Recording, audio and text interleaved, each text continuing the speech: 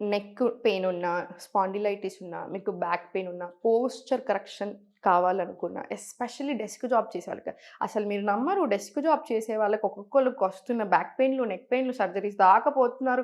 మళ్ళీ ఏజ్ చూస్తేనేమో 20స్ జస్ట్ 30స్‌లో ఉంటున్నారు. అసలు ఇంత చిన్న ఏజ్ నుంచి అంత పెయిన్ అసలు ఎట్లా తీసుకుంటారనుకుంటున్నారు?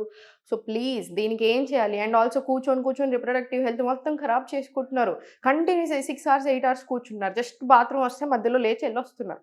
అలా ఉండకూడదు. కంపల్సరీ ఎవ్రీ 1 అవర్‌కి ఒకసారి జస్ట్ సీట్‌లో నుంచి లేవండి. లేచి ఒక 4, 5 అడుగులు జస్ట్ ఒక 5 మినిట్స్ వాకింగ్ తీసుకోండి. ఉన్న దగ్గరే జస్ట్ 1 అవర్‌కి ఒకసారి. అండ్ 2-3 అవర్స్‌కి ఒకసారి ఇప్పుడు నేను చూపిస్తున్న స్ట్రెచెస్ ప్రాక్టీస్ చేయండి.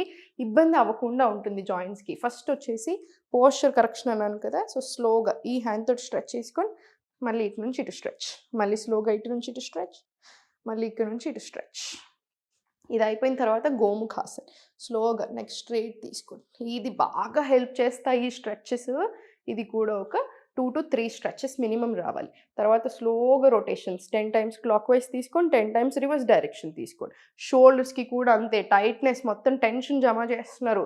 సో, షోల్డర్స్ కూడా స్ట్రెచెస్ తీసుకొని రిలాక్స్ చేసేసుకోండి. అండ్ దెన్ స్లోగా ఊర్ధ్వ తాడాసన్. మోకాళ్ళకి కూడా చాలా చాలా మంచిది.